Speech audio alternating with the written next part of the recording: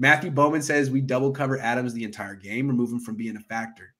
You try to, but you do it with zones. Like you don't shade everybody over that way, but you always make sure that you keep an eye on that. And I think that Rodgers is much better than Dak Prescott at going through progressions in zone. Right? Clearly, he's one of the best football players ever to play the game. But it's not going to be like a Megatron situation, right? Like with him at the goal line, they had two guys just standing in front of Megatron, but you do put somebody near him in zone where it's not like you're absolutely bracketing him, but you're still giving help just in case. So they definitely will be paying attention to Davante Adams, especially when you look at the guys that they're missing in this game. No MVS. Exactly. Again, it'll just be Allen Lazard. Tunyon is not playing in this game. They split out Aaron Jones wide too, which is an underrated aspect of his game because A.J. Dillon can stay in the backfield. They really are moving towards that positionless football thing that the 49ers are doing on both sides of the ball. So, but I wouldn't say double cover, but they definitely are going to be paying attention to him. And how could you not?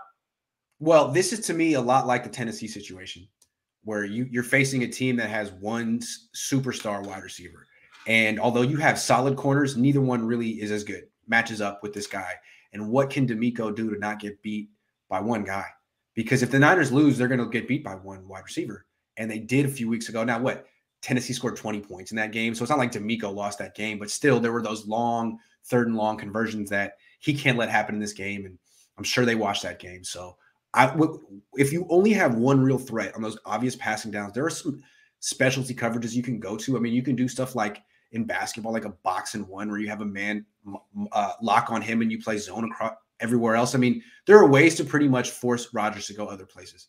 Yeah, and in zone, you can just have your corner just play outside leverage, and you have to have somebody on the inside as well to cover both sides. Like, and that's not a bracket. That's not them both. Like, you're still in your zone and you're playing your zone, but that's got to be a way for you to try to take off both sides because they have so many option routes, and they trust Aaron Rodgers to say, Davante Adams is the number one target on every progression. And that it sounds like it's that's how it is for everybody. No, it's not like that for everybody. The Saints don't do that with Michael Thomas, and other guys don't do that. But the reason that they do that with Aaron Rodgers is because Rodgers will look around and say, okay, I like what I got with Adams. They know the rapport, and they're like, man, he's going to do it. He's going to do the right thing with the ball. But if you're able to at least slow him down, because you're not going to stop Davante Adams. He didn't really kill them in week 3. He didn't really kill them. Like, that wasn't like he was destroying them. He had that touchdown, which when you watch it was just that thing that they do where they bring him across the formation and then just run him back and they just throw it to him and it's easy walk in.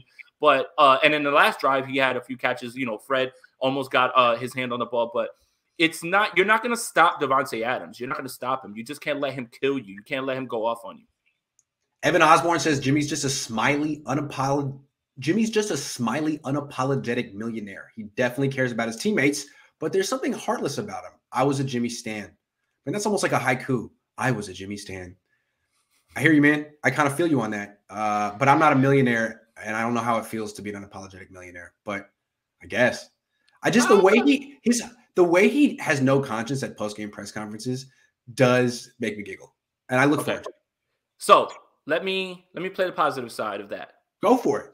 So the thing about that is you want to see him upset about certain things, but I think the thing that people really like, especially during games when you point to certain stats right after interceptions, is that he has no memory, right? And he's able to just bounce right back and just go with it, right? So maybe in the press conference you want to hear him say some other things, but on the field, right?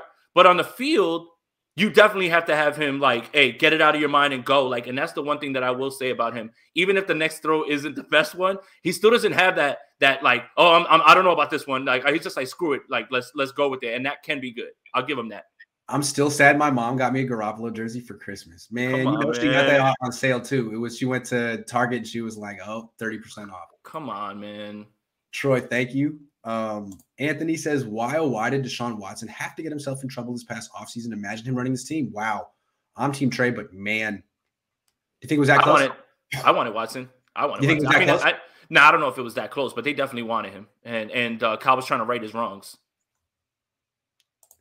Do you think Trey wearing BLM on his helmet has anything to do with his absence after his Cards debut and possibly causing locker room dissent? I didn't even notice that. No. Because there's guys in this locker room that have said things in the other direction, and that's really never put anything up, and nobody's ever really said anything about that. So yeah, good point, guys. Like, yeah, Dude says, will we see you apologizing to Kyle during his press conference after we win the Super Bowl this year? In the press conference? No. But I'll do it on the show. And they have to win the Super Bowl first, though. Can we get some chonies in the chat? I'm tired of seeing us win, but feeling like we lost. Choney squad out. Well, no. It doesn't feel like a loss. It's just you know that Jimmy Garoppolo can't perform like that in this game if you expect to win in the second half. But he did enough in the first half. Dude, I remember watching the 2000 Ravens. They were winning in spite of Trent Dilfer. The team was dominant. They won the Super Bowl. They moved on from Trent Dilfer. He was off the team. He won the Super Bowl and he was gone. I mean, Jimmy could do the same thing this year. It's who cares if the quarterback is the best player or the worst player on the team? It doesn't matter. If they win the bowl. Just win the game. Grant, 2 questions. Have you bought Jimmy Ward's jersey, and why are you calling out Quan Williams for rocking denim on denim? Hold up. I gotta get it. I gotta get it from my guy from North Jersey. That's Patterson, New Jersey, right there. I knew for a fact that K1 was getting an interception. If you guys follow me on Twitter, I posted that and I was like, that's an aggressively Northern New Jersey fit. When you pull up with the Yankee fitted, with the hoodie, with the jean jacket, and the construction Air Force Ones, the only way that could have made it more gully is if he pulls up with the ACGs or the Timbs. That was when I knew K1 Williams was there. He was there, and I knew what kind of time he was on. And I was on. I did my press. I did my post game. I mean, my pregame with Brad, and I saw that picture, and I was like, K1's going off in this game because I know that look. If you pull up with that Yankee fitted, that jean jacket, that hoodie, and then the construction Air Force Ones, I know what time you're on, K1. I knew exactly what was coming, bro. I knew K1 almost never talks to the press, and I'm so used to the players on the team being from the South. So when he started talking, I was like, no way, no way. That's Patterson, New Jersey. So denim on denim is acceptable in New Jersey? Oh, that's an aggressively Jersey, New York outfit. Aggressively New York, New Jersey outfit. I promise you, man. All right, cool.